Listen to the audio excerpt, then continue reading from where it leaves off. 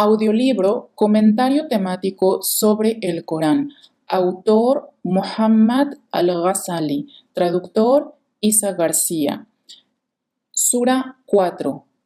An-Nisa, la mujer. Alrededor de un tercio de esta sura trata sobre el núcleo de la sociedad humana, la familia y los asuntos relacionados con ella. El resto es un debate acerca de temas más amplios relacionados con la comunidad humana en general, o para usar la palabra en árabe, la ummah.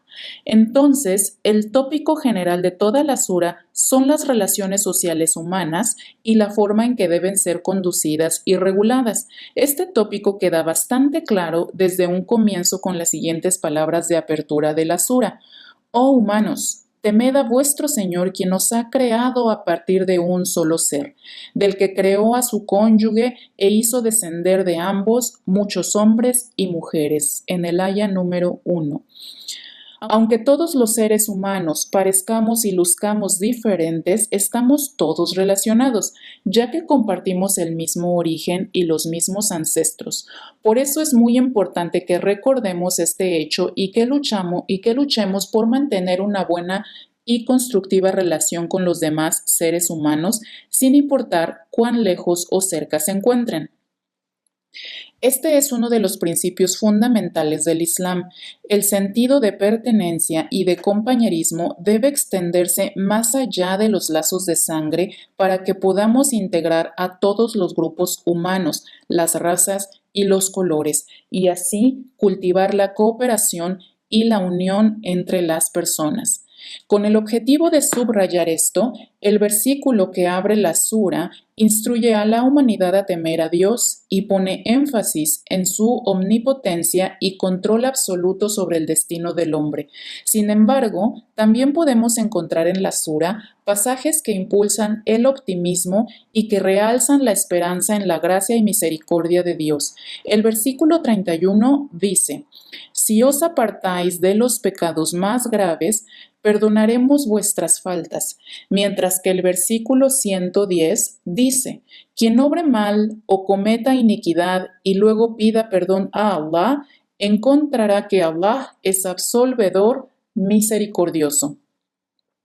El versículo 48 relata que Allah no perdona que se le asocie copartícipe, pero fuera de ello perdona a quien le place.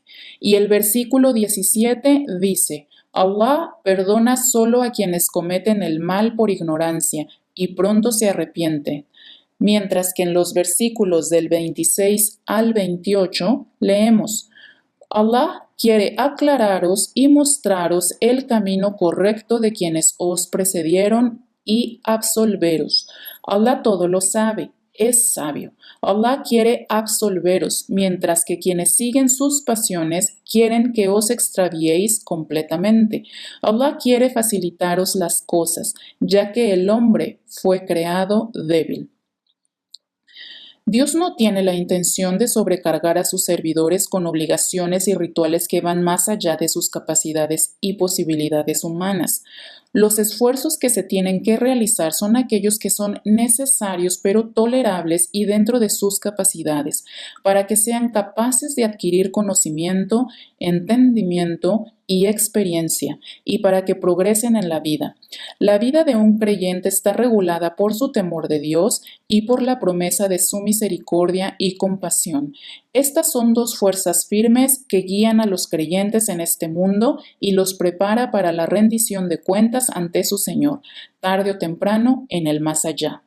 La parte de esta sura que trata de los asuntos familiares comienza definiendo los derechos de los huérfanos en la sociedad musulmana. Al ser una sociedad dinámica, creciente y luchadora, no sorprende que la comunidad musulmana posea siempre un gran número de huérfanos viviendo en ella.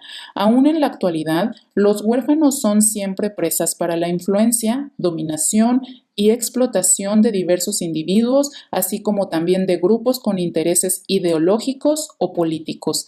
De aquí proviene la preocupación del Islam por su lugar en la sociedad, sus derechos y su bienestar. En esta instancia, El Corán hace una referencia intencional acerca del matrimonio, señalando que un hombre se puede casar con hasta 4 mujeres. Esto no tiene nada de anormal ni de horroroso, ya que el Islam no se desvió de las leyes de otras religiones que la antecedieron, ninguna de las cuales prohibían la poligamia. De hecho, si observamos las sociedades actuales en Europa y América, encontramos que el trato hacia las mujeres en muchos casos es muy injusto y humillante.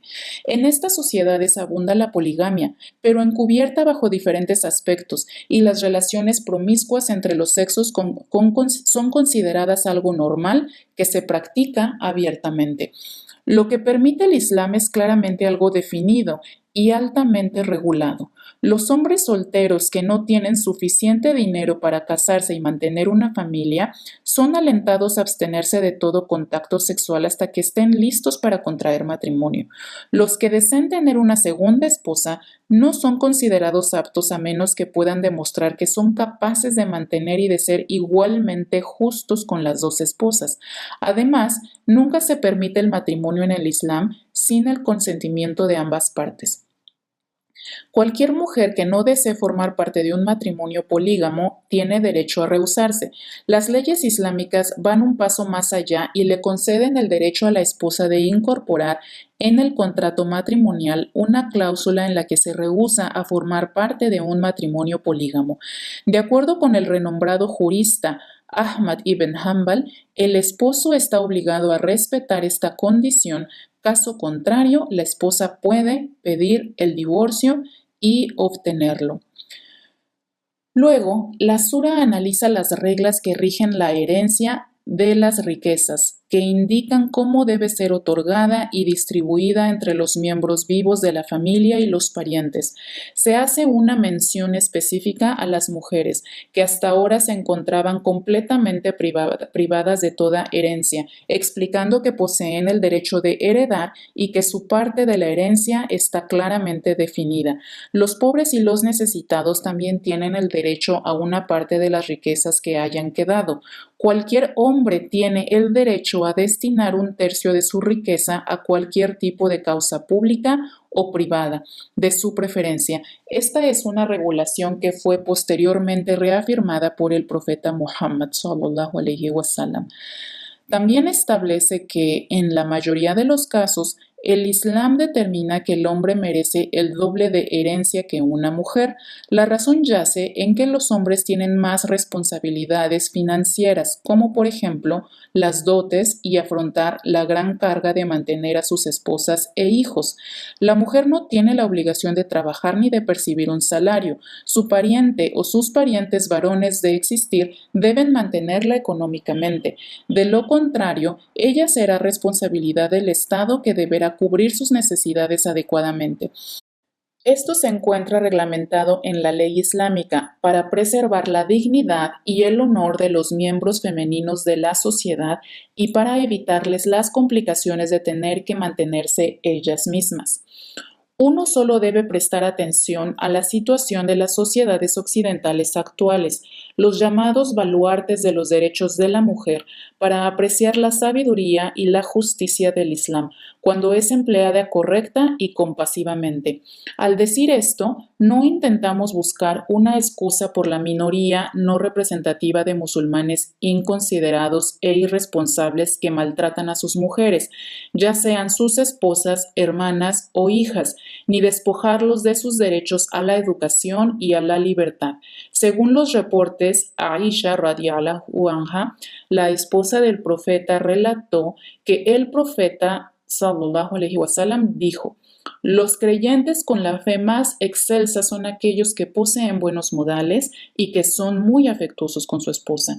Según los reportes, Ibn Abbas, un discípulo del profeta sallallahu alaihi wasallam, también citó las siguientes palabras del profeta: las mejores personas de entre todos ustedes son aquellas que son muy afectuosas con sus esposas, y yo soy el más afectuoso de todos con la mía. Actualmente es algo totalmente deplorable que algunos fervientes musulmanes cometan el error de creer que maltratar a sus mujeres y despojarlas de sus derechos es una condición necesaria para la pureza y justicia religiosa. Esto le dio al Islam una imagen negativa y ocasionó que muchas mujeres del mundo odiaran el Islam y tuvieran miedo de la promulgación y difusión de sus enseñanzas y creencias. Antes del advenimiento del Islam en la sociedad árabe, las mujeres no gozaban de ningún tipo de derecho. Cuando el esposo de una mujer moría, cualquier pariente varón simplemente se apropiaba de ella, como si fuera un animal o una cosa. Las reglas de las sociedades árabes paganas eran muy similares a las de los antiguos hebreos. Cuando un hombre fallecía sin haber procreado, su hermano estaba obligado a contraer matrimonio con la viuda con el objeto de tener un hijo que llevara el nombre del difunto. ¿Acaso no era esto un matrimonio forzado y una descendencia inventada? Ciertamente esta práctica no tenía sus fundamentos en las escrituras judías reveladas, sino en normas ideadas por los judíos. Dios dice en el Corán: Oh creyentes, no es lícito tomar a las mujeres como objeto de herencia, ni impedirles o forzarlas a que vuelvan a casarse para recuperar parte de lo que les hayáis dado, en el aya 19. La idea aquí es que ninguna mujer debe ser presionada a dejar la casa familiar ni a pagar una clase de rescate por su libertad y dignidad. Este versículo instruye a los hombres a que tratad bien a vuestras mujeres en la convivencia, y si algo de ellas os disgusta, es posible que Allah haya decretado a pesar de esto un bien para vosotros, en el versículo 19. En los casos de una inminente separación o divorcio, las leyes islámicas le prohíben al esposo que negocie con su esposa la devolución de la dote que le dio a ella, sin importar cuánto haya pagado. La dote de una mujer es un derecho inapelable y no puede ser despojada de él. Consecuentemente, si un hombre no está satisfecho con su primera esposa y desea casarse por segunda vez, debe hacerse cargo de todos los gastos y no tiene derecho a reclamar por el dinero que dio a la primera. El siguiente versículo nos aclara el panorama. Y si queréis cambiar de esposa, divorciando la que tenéis para casaros con otra, habiéndole dado una dote cuantiosa, no pretendáis recuperar nada de la misma. ¿Acaso queréis cometer una injusticia o pretendéis que se os devuelva lo que le habéis dado después de haber compartido la intimidad y de haber concertado un pacto firme? Versículos 20 y 21. Resaltamos lo anteriormente dicho antes de seguir analizando la necesidad de entablar relaciones maritales felices y afectivas. Este pasaje hace referencia a dos abominables enfermedades sociales, la sodomía y el lesbianismo. Esta referencia no es superflua, ya que la lucha en contra de estas detestables prácticas forma parte de la protección fundamental de la vida familiar y del ambiente saludable que representa en la sociedad. Acerca del lesbianismo, Dios dice: para aquellas de vuestras mujeres que cometan adulterio, convocad a 4 testigos. Si atestiguan en su contra, recluidlas en sus casas hasta que mueran o hasta que Allah revele otra sanción. En el versículo 15. En cuanto a los que sean declarados culpables de haber cometido actos homosexuales, Dios dice: a quienes de vosotros lo cometiesen, castigadles. Versículo 16.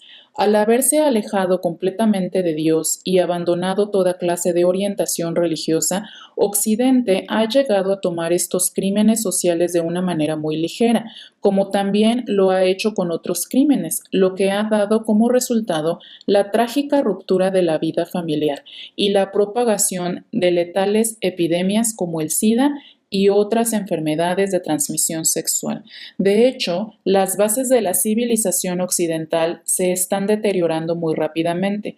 Su predominio seguirá estando vigente siempre y cuando una sana civilización alternativa, me refiero a una genuina civilización islámica, permanezca ausente. Para que la vida familiar florezca y sea productiva, los miembros de la familia deben ser disciplinados y comportarse adecuadamente. El egoísmo debe ser completamente suprimido, mientras que debe estimularse la amabilidad mutua y la cooperación entre todos ellos. Una vez, una mujer casada se me acercó a lamentarse sobre su esposo y me di cuenta que por la forma en que se expresaba estaba muy afligida y quería dejarlo, si no fuera por alguna otra razón convincente.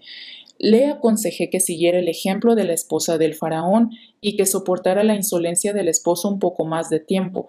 Ella accedió a regañadientes. Ante esto surge una pregunta relevante. ¿Qué debe hacerse cuando es la mujer la que acosa a su esposo o lo trata de modo insolente? De seguro el hogar familiar se tornaría un infierno. Bajo estas circunstancias excepcionales, el Islam recomienda una solución paulatina que indica que en una primera instancia se debe advertir y persuadir amablemente, seguido por un cese provisorio del contacto sexual y luego, y solo en esta instancia, permite acudir a medidas físicas. La condición principal de este último método es que el medio físico debe ser moderado.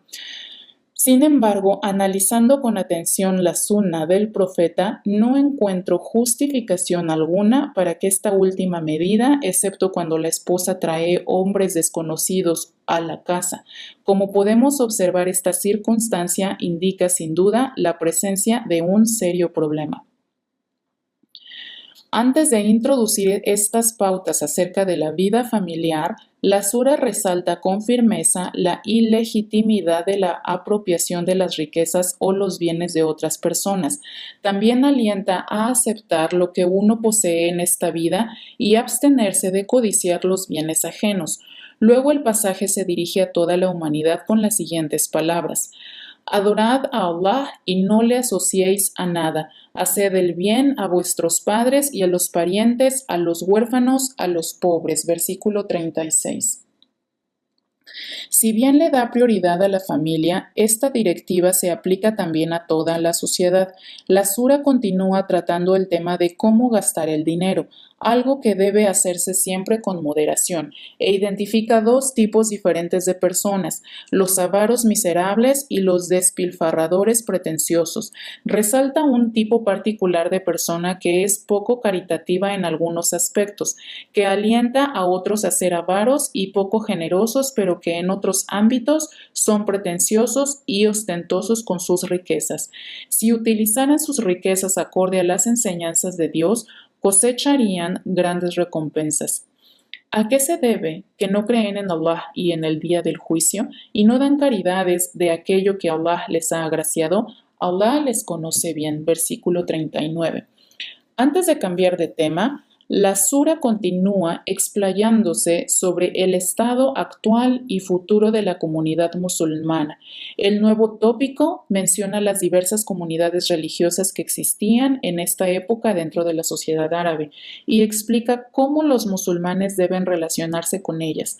La notable similitud que existe entre estos grupos y los que deben enfrentar los musulmanes hoy en día es algo misterioso.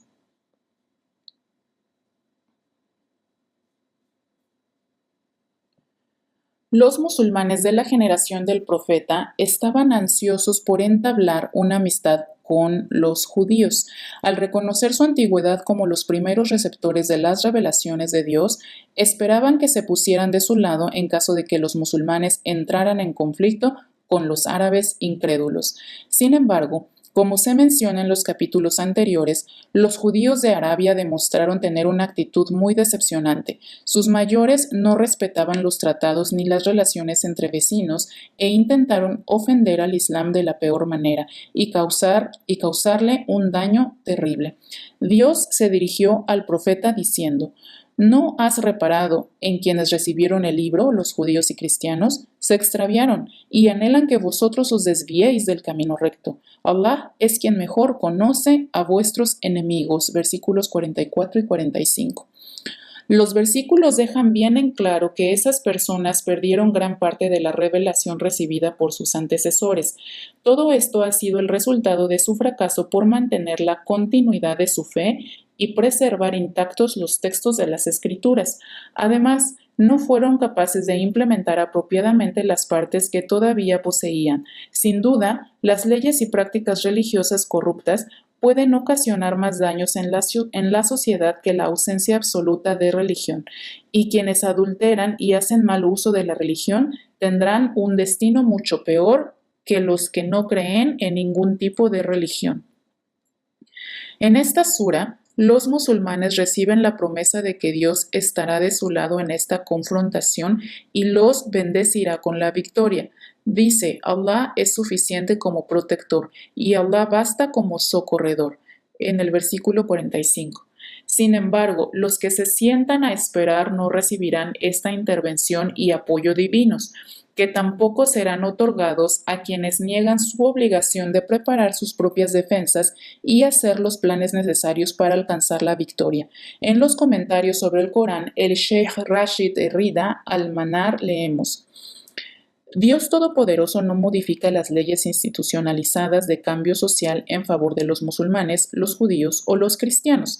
Estas leyes se aplican equitativamente, incluso a esos pocos elegidos, los profetas. En la batalla de Uhud, el mismo Muhammad sufrió lesiones físicas en la cabeza, se le rompió un diente y se cayó dentro de una zanja. Esto fue debido a la negligencia de sus tropas y a la poca preparación que tuvieron para la guerra. Entonces, ¿por cuánto tiempo los musulmanes continuarán declarando arrogantemente su identificación con el Islam, mientras hacen caso omiso a sus enseñanzas y se rehúsan a vivir bajo sus leyes y a escuchar sus advertencias? ¿Acaso los musulmanes no pueden ver cómo la situación ha cambiado drásticamente en su contra? A medida que otras naciones se han armado a través de la ciencia y el arduo trabajo y han prestado atención a las fuerzas dinámicas del cambio social, su predominio sobre las tierras musulmanas ha crecido, dominando a sus pueblos. Los musulmanes deben volver a interesarse por las enseñanzas del libro de Dios, el Corán, y respetar íntegramente las leyes de la civilización y los cambios sociales que él ha impartido. Deben desechar todos los llamados a abandonar el Islam y alejarse de la orientación que Dios ha depositado en sus manos. Deben romper con toda clase de superstición y despertar a la justicia eterna de Dios. Deben darse cuenta de que su gloria y su dignidad han sido socavadas solo a causa de su propia negligencia y desviación. A pesar de que hoy en día nuevas enfermedades sociales y morales mucho más amenazadoras se han infiltrado en la estructura y el cuerpo de la Ummah musulmana, los diagnósticos del Sheikh continúan siendo absolutamente válidos. Luego, la sura explica lo que los rabinos han hecho con su propia religión para que los musulmanes no cometan los mismos errores. El versículo 46 comienza con las siguientes palabras: algunos de los judíos cambian el sentido de las palabras. Los sacerdotes y escribas también lo hicieron, al buscarlo en significado oculto o esotérico a las enseñanzas que recibieron, en vez del mensaje obvio que les fue impartido, con el objetivo de satisfacer sus propios prejuicios, servir a ciertos intereses o justificar sus propias posturas y declaraciones. Sus sagradas escrituras expresaban claras indicaciones de, por ejemplo, la llegada del mensajero de Dios. Sin embargo, distorsionaron sus palabras y las interpretaron a su modo para no comprometerse a aceptar o reconocer a Muhammad como el mensajero prometido. Añadir palabras o frases a las Sagradas Escrituras constituye una forma de alteración.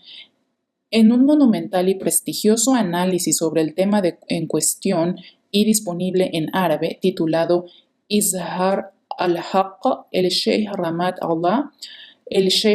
Allah de la India enumera 100 ejemplos de evidentes y deliberadas adulteraciones que pueden ser encontradas en el Antiguo Testamento.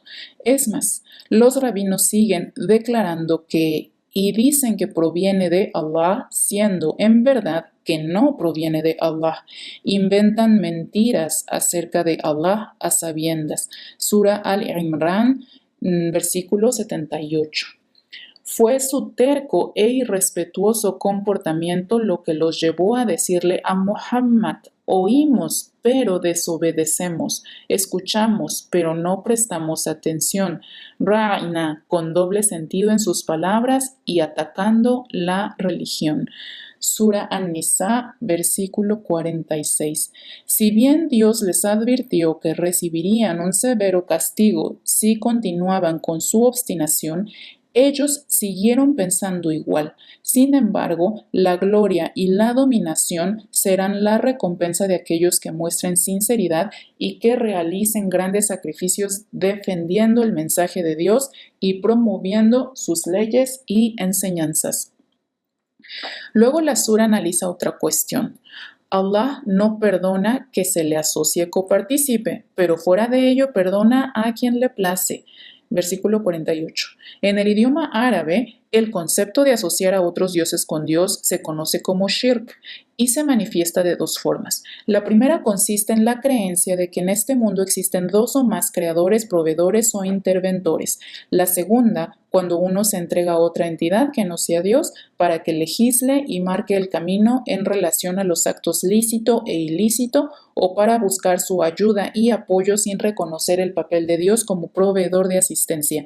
Ambos tipos de shirk constituyen una seria ofensa hacia Dios y el resto de la humanidad, y los perpetradores deben ser puestos al descubierto.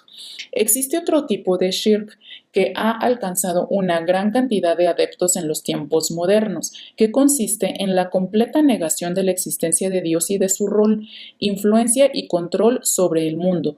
Como actualmente los musulmanes se encuentran enfrentados con una gran cantidad de formas de shirk sin precedentes, su responsabilidad por explicar, informar y persuadir se hace mucho más importante.